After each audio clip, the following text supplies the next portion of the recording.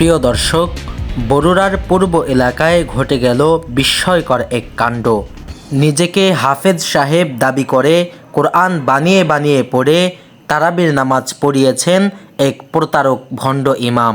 বিষয়টি ছড়িয়ে পড়লে স্থানীয় ওলামায়ে কেরাম তাকে হাতে নাতে ধরে ফেলেন। বরুড়ার পূর্ব এলাকার এক মসজিদে এই ইমাম সাহেব আজকে 2 মাস নামাজ পড়াইছেন। কোরআন শরীফ উনি নিজে বানাইয়া কোরআন শরীফ পড়ছেন এবং ইমাম মুসল্লিদেরকে উনি ধোঁকা দিচ্ছেন। আজকে 2 মাস মুসল্লিদের নামাজ নষ্ট করছেন। সে হাফেজ দাবি করছে, আসলে সে হাফেজ না, কোরআন শরীফ চাইও করতে পারে না। তো এই লোকটা, আমরা তার কাছ থেকে শুনি সে এখানে এই মসজিদে এসে সে কি কি অন্যায় করছে এবং কোরআন শরীফ কিভাবে সে তাহরিফ করছে, তাগয়ির করছে। আমরা তার কাছ থেকে একটু শুনি। আপনি সত্য করে বলেন কি করছেন? চেষ্টা করতে পারি না দেখে একটু অন্যদিকে চলে গেছি। শয়তানের দোকান জানি আল্লাহর কাছে ভুল করছে। আপনি কোরআন শরীফ পারেন না দেখে নিজে নিজে বানায় পড়ছেন। কোরআনের আয়াত সঠিকভাবে পড়তে চাইলেও মনে থাকে না। যদ্দরুন মুসল্লিদের আক্রোশ থেকে বাঁচার জন্য মহান আল্লাহকে ধোঁকা দিয়ে এভাবেই কোরআনের আয়াত বানিয়ে বানিয়ে পড়তেন। আয়াত একটা সঠিকভাবে ধরলে আমার মানে ইয়াদ থাকে না, থামলে মুসলিম আবার খারাপ থাকে। এই জন্য আমি আপনি অনর্গল কিভাবে বললেন? অনর্গল এখান থেকে ওখান থেকে মিলে। আপনি যে মসজিদের খুতবা দিতেন কিভাবে দিতেন? বেশিরভাগ মোবাইলে দেখে আর ওই মসজিদের খালি বিষয় হাদিস তার তেলাওয়াতটা দেখে এই আর এমনি খুতবাটা নিজে। আর খুতবা বানাতেন কিভাবে আপনার সেটা বলেন? আমরা দেখছি। আপনি কোন হাদিস বলতেন কোথার সময়? ইউটিউব করছি, মোবাইলে পড়ে পড়ে। আপনি খুতবা আজকে আলোচনা করছেন, খুতবা দিচ্ছেন, কোন হাদিস বলছেন? এমনকি জুমার নামাজের পূর্বে যে আরবি খুতবা প্রদান করা হয় সেটাকেও কোরআনের 2-1টি আয়াত মিশ্রিত করে বানিয়ে বানিয়ে প্রদান করতেন। আপনি কোন খুতবা পড়ছেন? আরবি খুতবা কোন হাদিস বা কোন আয়াত কি পড়ছেন? আয়াত কি একটা করে শোনান। ইয়া আইয়ুহাল্লাযীনা আমানু কুতিবা আলাইকুমুস সিয়াম কামা কুতিবা আলাল লাযীনা। আর হাদিস কি পড়ছেন? রমজান সম্পর্কে হাদিস পড়ে মানে দিচ্ছেন। হাদিস খালি বাংলা একটু বলছি, যে বাংলা আমি পারি না, বাংলাটা পারি। আচ্ছা। আর যে আপনি বিভিন্ন নামাজগুলো পড়াইছেন এই যে মুসলিমদেরকে দীর্ঘ 2.5 মাস, তাদের এই যে দায় ভার এখন এগুলো কে নিবে? আপনি বলেন। আপনি কি এখানে আসার আগে আর কোথায় মতি করছেন?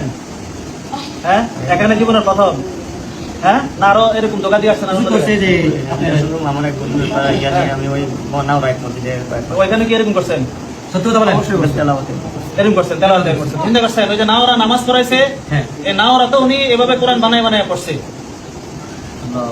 এখানে দ্বিতীয়বার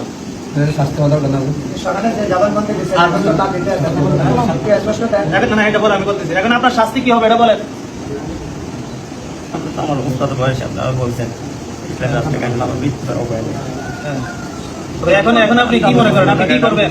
আমি আল্লাহকে যদি আমার পাত্তা করে, আমি তো আপনারা বলে মুক্তার আপনার মানুষের আমার দুনিয়া বাঁচার জন্য একটা সুযোগ দেন। এটাই আমি দুনিয়াতে বাঁচতেন না, মারতেন আমরা নিয়ে গত করে দিচ্ছেন নিয়ে দুনিয়া বাঁচার লাগে সবাই। আমি দুনিয়াতে বাঁচার লাগে। এখন আপনি যেগুলো করছেন যদি মনের ইচ্ছা করে থাকেন তো আল্লাহর কাছে আপনি মুরতাদ হয়ে গেছেন। আর যদি ইচ্ছা করে না করে থাকেন তাও আপনি গুনাহগার হচ্ছেন, মারাত্মক গুনাহগার। এর জন্য আপনি তওবা করতেছেন নি? আপনি অবশ্যই আল্লাহর কাছে তওবা করেন। আমরা তো শাস্তি দিতে পারবো না আপনার। আমি ইসলামী রাষ্ট্র হইলে তো আপনাকে আমি হত্যা করতাম। ইসলাম হত্যা করতো, ইসলামী রাষ্ট্র হত্যা করতে, কিন্তু এখন ইসলামী রাষ্ট্র নাই। তো আপনার জন্য সুযোগ হলো এতটুকু যে আপনি আল্লাহর কাছে কান্দাকাটি করবেন, চোখের পানি ফেলবেন, আল্লাহর কাছে কান্না করবেন। আর এই যে মানুষের নামাজ 2 মাসের নামাজ নষ্ট করছেন, প্রতিদিন 5 ওয়াক্ত এই মুসলিমের নামাজ পিছু আপনার পিছনে, এদের নামাজ শেষ হয়েছে, এরা কি করবো? এদের নামাজের কি হবে? এই নামাজের দায়ভার কে নিবে? কত ওয়াক্ত নামাজ শেষ হচ্ছে এদের। আপনি আল্লাহর কাছে তওবা করেন, কান্না করেন, এই মুহূর্তে আল্লাহর কাছে কান্না করেন, তওবা করেন যে আমি অন্যায় করে ফেলছি।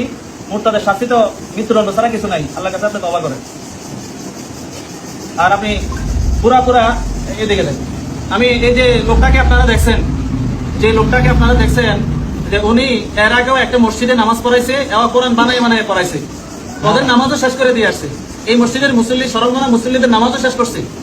এখন এই লোক থেকে আপনারা সবাই সাবধান। এবং আপনারা যারা ভিডিও দেখতেছেন, বাংলাদেশ, বিশেষ করে বাংলাদেশের বরুড়া এলাকার, কুমিল্লা এলাকার কোথাও যাতে উনি কোনো মসজিদের চান্স না পায়, ইমামতি না করতে পারে, নামাজ না পড়তে পারে। উনি কোরআন শরীফ বানায় নামাজ পড়ায়। আমরা ওনাকে এতটুকু সুযোগ দিছি, সেই কোরআন শরীফ ওইভাবে শিখবে, শিখার পরে সে এরপরে সার্টিফিকেট দেখে কোন মাদ্রাসা পড়ছে, কোথায় পড়ছে, সার্টিফিকেট সে কোথাও ইমামতি করতে পারবে। এর আগে যাতে সে কোথাও ইমামতি করার সুযোগ না পায়। এবং তাকে আমরা আল্লাহ তাআলার কাছে সুপর্দ করে দিছি, আমাদের করার কিছু নাই। সে আল্লাহর কাছে তওবা করবে এবং সে তার আব্বা আছে, তার আব্বার সাথে সে সম্পর্ক করে কিভাবে সম্পর্ক নেব তার আব্বা তাকে বলে দিবে। আল্লাহ তাআলা তাকে মাফ করে দেয়, আমাদেরকে মাফ করে দেয়।